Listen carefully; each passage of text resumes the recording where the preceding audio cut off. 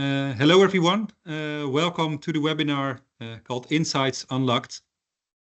In the coming 45 minutes or so, we will share interesting insights with you to show you that great market research shouldn't take forever. We will not only share quantitative and qualitative insights, we will also give some examples how to tackle the challenges that you will all encounter as being an insight professional.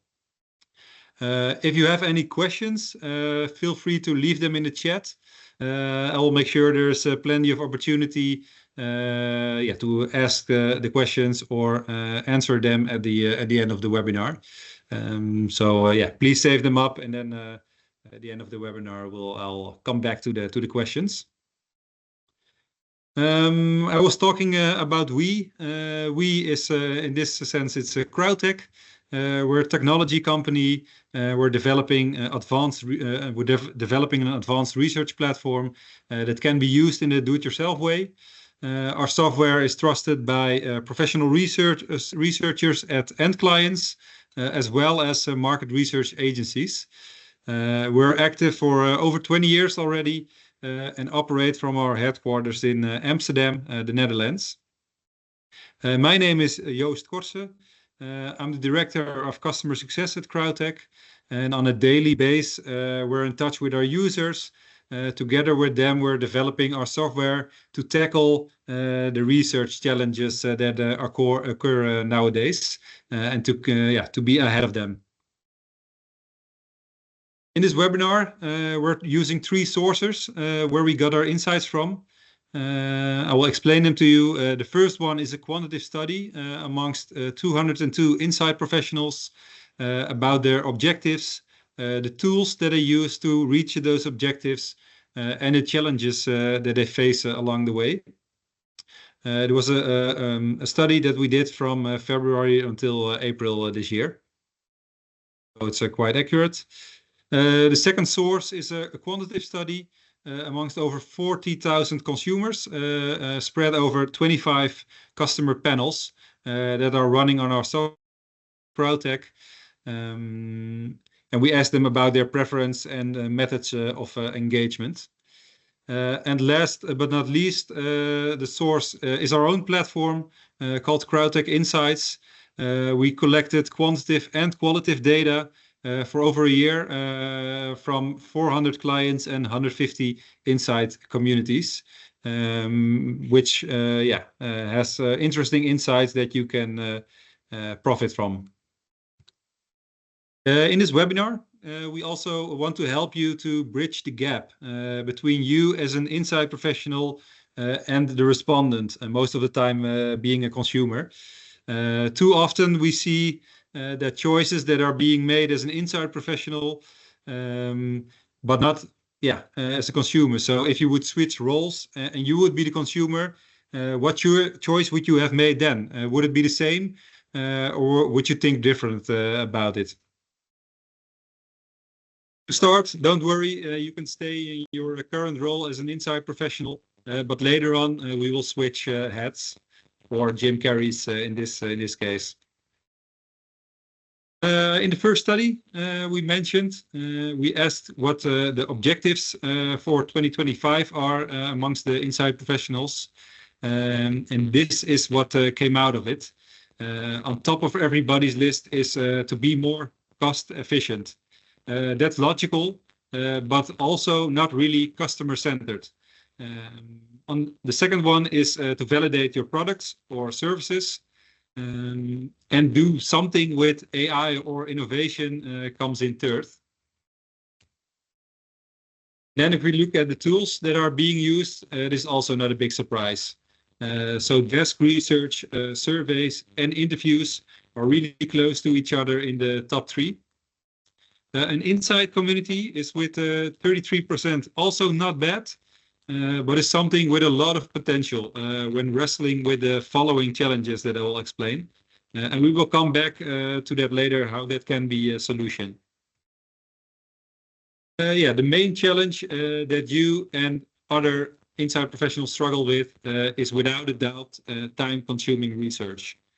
Time is really valuable. We all want to do more in less time.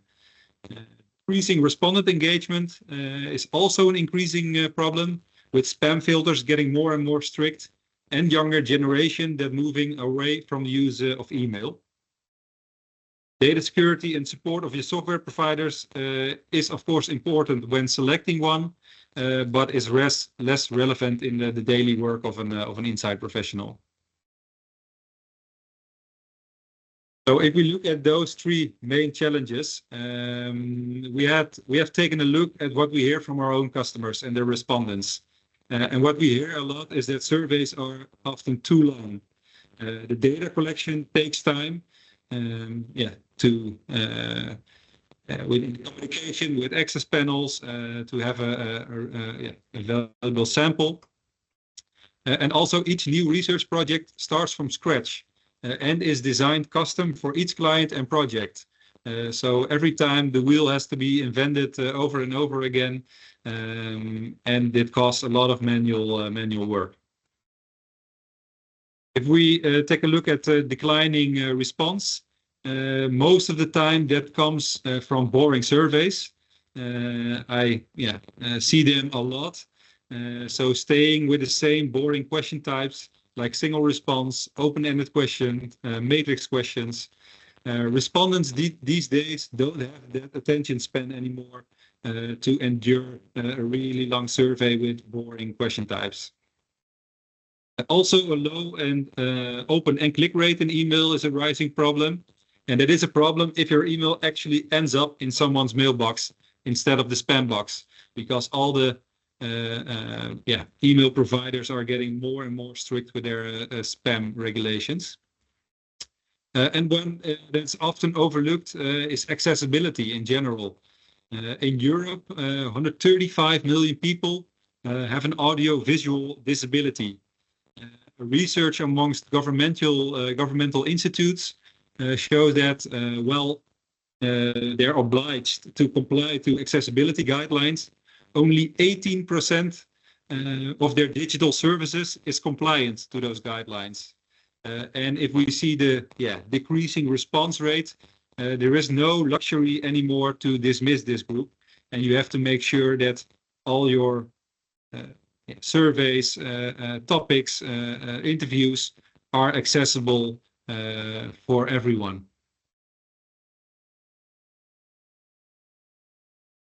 Are always a problem, I guess, not only for inside professionals, but for every business. It's a hot topic. In this case, recruitment of respondents for each project is costly. Data quality of the recruitment of the respondents, but also come up with custom service and according prices per client request each time. Takes a lot of time and therefore costs. And what we see is that the recurring invoices from research providers, research platforms are also adding up to the rising costs. And another hot topic these days, AI. What about AI? Research shows that 90% say it will impact the market research industry, but only 30% know how it will impact this industry. And if you take a deep dive on it, you see that efficiency is the need number one where AI can play a role. If we take a look at it, that the main thing is that it will be efficient in data and stats analysis. On the second, it's the natural language processing. And the third most valuable or efficient place is where AI can play a role is text analysis. For efficiency purposes, a lot of people think that AI will play a role, and it actually can play a role. But we'll get back to that later on how AI can play that role. So these challenges, examples probably sound familiar for you as an inside professional. That is because we're inside professionals. But let's switch roles now. Put on your consumer hat and vision that you are a consumer yourself. We did it also, and we asked in a really big study over 40,000 consumers that voluntarily took part in a consumer panel, how they look at certain matters. We asked them, for example, why do they take part in a consumer panel of an organization? What they said is that the number one reason for that is to think along with an organization. They want to know what is a hot topic within the organization, and they want to give their opinion, be part of the solution. Secondly, they want to receive something back from the organization, and what they want to receive is feedback. So they want to know what an organization is doing with their insights and how it affects business decisions. And also in the third place, they want to have the feeling that the organization is listening to them. So often we see that consumers have the feeling that they are not being heard by an organization. What maybe will shock you is that a financial incentive comes out in the lower regions of about 5%. So that's in the base not a motivation for a consumer to take part in a consumer panel of an organization. And also we asked them about, do you value an organization more because they have a consumer panel and they are listening to you? And 56% of the consumers said yes to that question. So they really valued an organization higher because they did those actions in that sense. Especially in the finance industry and among Gen Z, that valuation is even higher. We also asked them about their preferences regarding insights. This may be interesting for you to review your own surveys, your own research about those insights. What came out of it is that they gave the preferences for example, survey length. What we saw is that the ideal survey length for a respondent is 5.5 minutes. They said like 2.5 minutes is too short. It didn't feel valuable enough for them to give their input. And they also said, for example, 15 minutes is way too long. And in the data, it showed that 5.5 minutes was the ideal survey length. In our data, in our platform, you see in the visual the number of questions per survey. And after 25 questions, you see that the 100% completion of a survey is rapidly declining. So if there are more than 25 questions, people tend to bail out earlier and do not finish the questionnaire. We also took a look at our data, which time of day surveys are being filled in. And then we see a really big trend that between 10 a.m. and 1 p.m., most of the surveys are being filled in. Before 10 a.m., nothing much is really happening. And after 1 p.m., it's gradually declining. And at the end of the working day, around 4 o'clock, then a really sharp decrease is visible. Surprisingly, they don't have the preference of a day, a working day, I must say. So in the weekend, they're also a bit willing to fill it in, but especially on working days, we don't see any significant changes. So don't worry about which day to send out your research. Thirdly, if we look at engagement, how do they want to engage? We asked them, for example, how instead of email, do you consider an invite via WhatsApp a viable option? 49% said directly yes to that question. So the half of the respondents is open to receive a WhatsApp invite. And especially Gen Z values innovation. Later on in the presentation, we will give some examples from innovative initiatives. And if we look at question types in our platform, if you see the top three, there is single response, open question, and matrix question. It's being used a lot. And after those three, not much more question types are being used, but we have like over 20 question types. So that says a lot about the uniformity in surveys that are being sent out and are not really tickling people to engage in the survey. So the main conclusion of this consumer panel study is that they want to be heard. They want to give their opinion. With a customer panel, you can be sure that all the input is from real customers, real people. So you don't have to worry about data quality. You don't have to worry about automatic robots that are filling in surveys or people in foreign countries that are paid to give non-existing answers. Or spend budget on reassessing the data quality. However, it comes with a small price, of course, because you have to constantly engage and surprise them to keep them locked in. So it's not a one-time thing, customer panel. You have to constantly keep them engaged, keep them close to your organization, and make them feel valued. So in this webinar, besides numbers, we will also want to hand over some practical examples that you can implement maybe tomorrow already, or else in the coming weeks or months.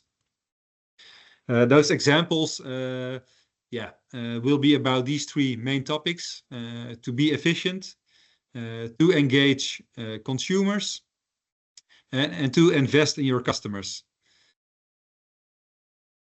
So the first example I want to give you is to be efficient in your platform. I think most of you use a research platform or use technology to conduct research. And in the bottom, you see like the timeline of a typical research project.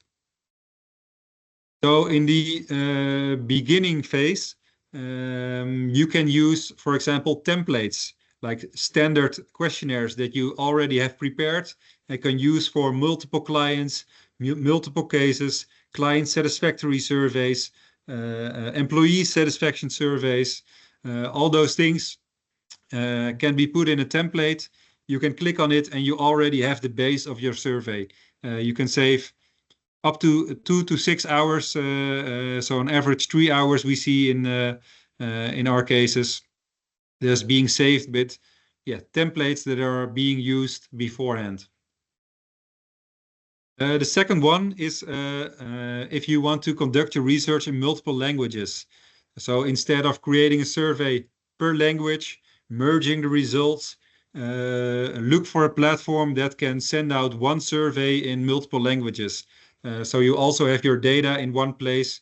The respondent can select the language of their preference, and you save a lot of valuable time in the preparation and also in the analysis afterwards.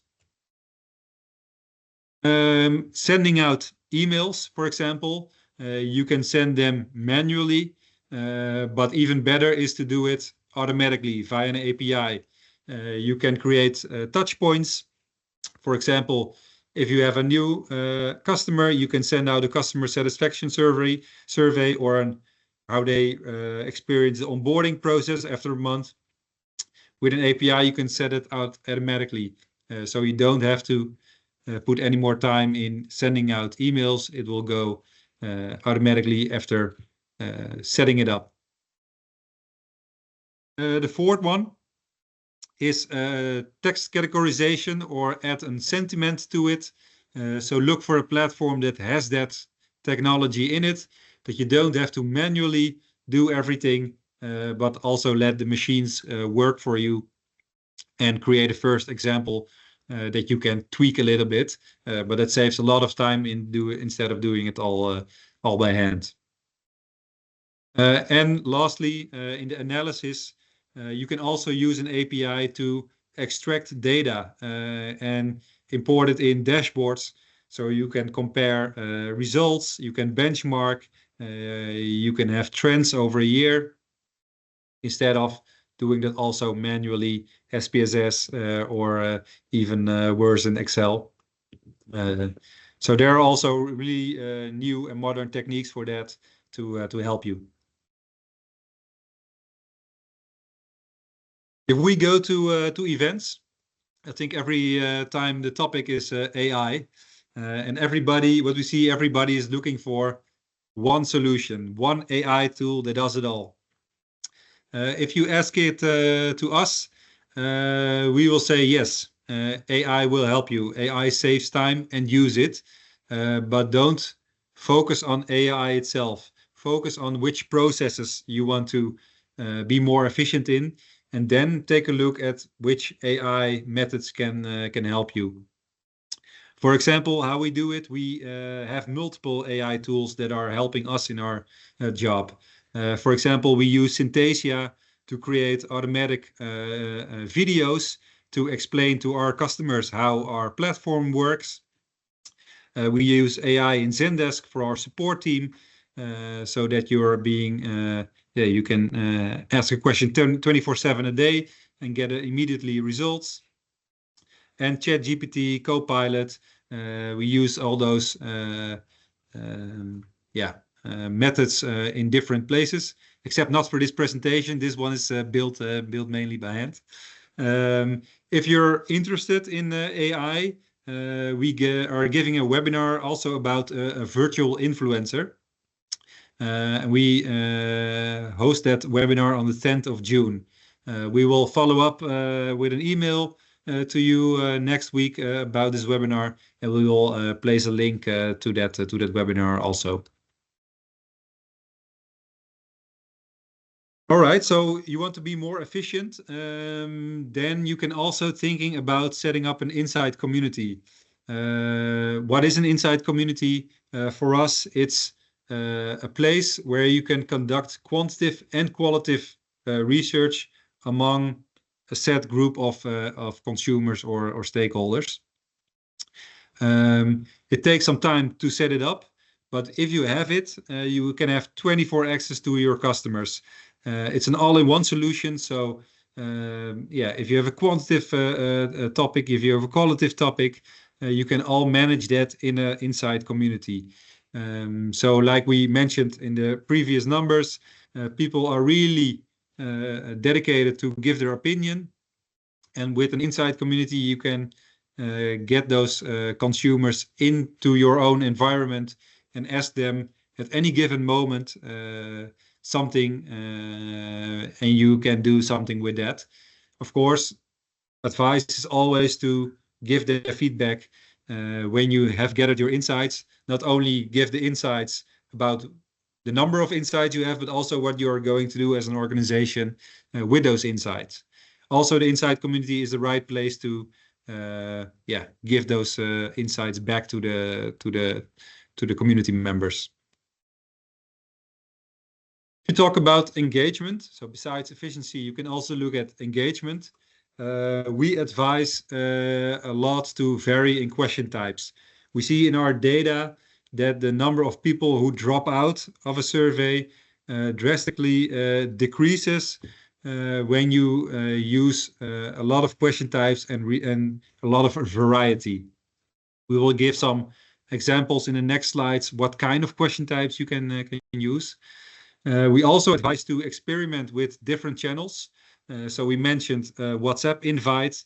That's a lot of companies are a bit scared maybe to use it, but when we look at the consumers, for them it's normal to receive a WhatsApp, or it's an innovation because not a lot of companies are daring to use those kind of channels at the moment.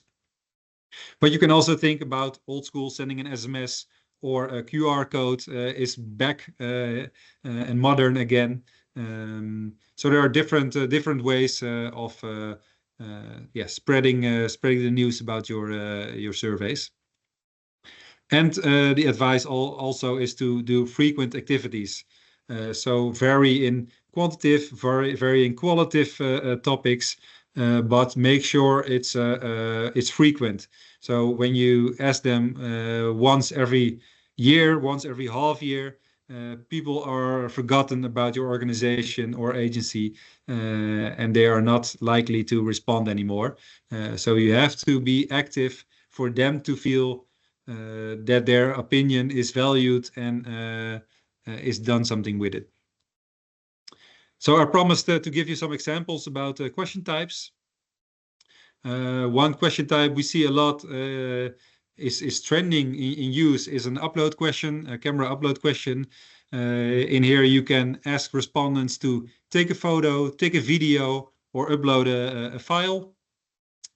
For example, if you're attending a sports game and the stadium wants to know how your view is on the pitch, they can ask you to send a photo of your view, and then they can collect that qualitative data via a quantitative survey. Conversational survey is something we developed, but there are some alternatives as well in the market. I think you all know the standard survey. When you have a page, you click on next, you go to the next question. We developed something more for the Gen Z generation, more in a chat-like functionality. In the back office, it works like a normal survey, but on the front end, people have more freedom to give an answer, and the machine learning will categorize those answers to quantitative categories. And you also have the option in conversational survey to use speech, and then it automatically transcribes your spoken message to text. And what we see a lot is that the online qualitative methods are being underused. So, for example, if you have a really big survey, a quantitative survey, you can use qualitative input to have a look at that survey, to tweak some details, to get some input about tone of voice, questions you should ask, etc. But also, if you have like thousands of people who say something is bad or something is good, you can go into the qualitative section and ask a selective group of people why they think it's good or bad, or have a deep dive on a specific topic. So you can benefit a lot from using quant and qual in one research project. And that can be done inside the community. Whose response is also a hot topic. We also have some examples that you can use. First of all is to put the first question in your opening email, so that really drives people to engage with the survey already to give an answer. The advantage is you already have one answer, and if they click on it, they go to the next question, and hopefully they'll finish the question.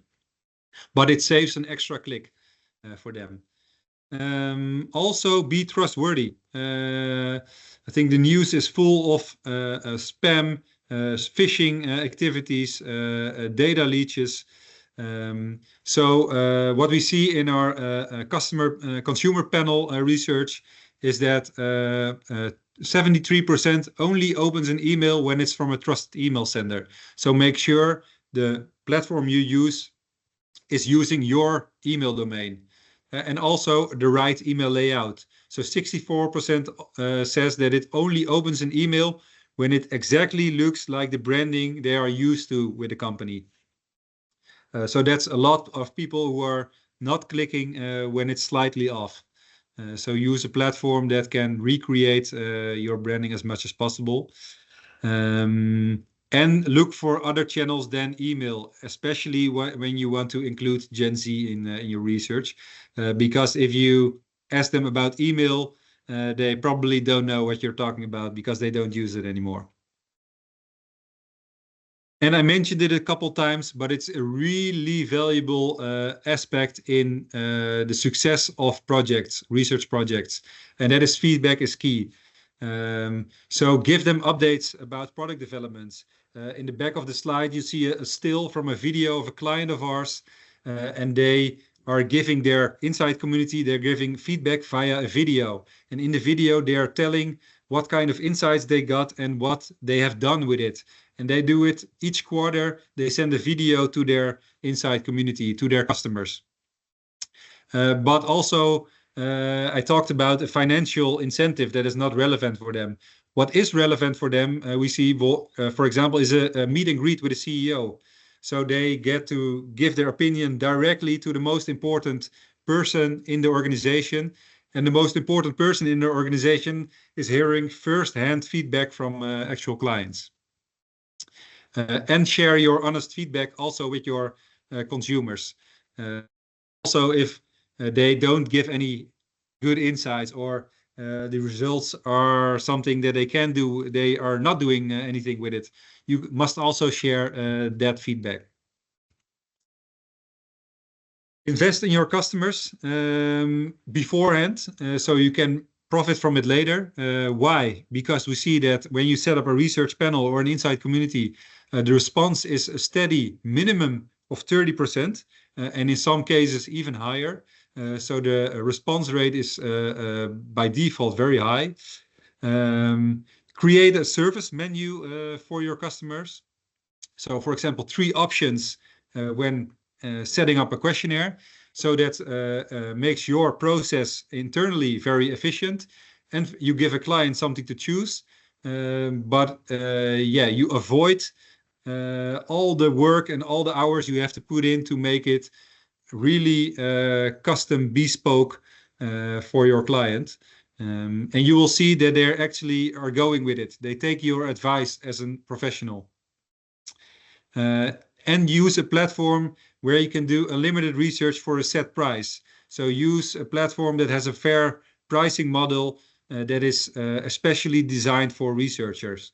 I can tell you, of course, more about our pricing model in that sense. So to wrap it up, we're at the end of the webinar almost. We have 3 main takeaways. The first is evaluate all your actions. Use the available data you have and adjust those actions where needed. So take a look again at your questionnaires. How long does it take for respondents to fill in the questionnaire? If you envision yourself as a consumer, do you think your own questionnaire, is it boring or is it really tempting to fill in? Secondly, invest in your own customers. So instead of buying unknown and costly respondents from access panels, you can invest more in your own customers and keep them close. This may be time consuming to set up a good base. But once you're rolling, you're going to save a lot of money and time per project by skipping costs for recruitment. You don't have to worry about data quality, and you can ditch the financial incentives like I showed you. Sometimes I hear okay, but our own customers, they're fan of my brand or fan of my organization. Also, that is in most cases not true. We have a client who did an A/B test. So they had a representative panel. They bought respondents and they asked their own panel members about 3 different proposals that they had for future products. And what turned out is that their own customers were far more critical about the proposals than the people who are not familiar or affiliated with the brand. And that is the reason behind it, is that they are really engaged and they want to give their opinion and have good products. So they're really critical, but in a positive way. And the last one is where we can help you directly. Reassess your current research process or platform. An explorative meeting with us is always free of charge, so you can save some cost there. We can tell you more about our pricing model that is specifically designed by and for researchers. So this was a highlight of some of the insights we have at our disposal.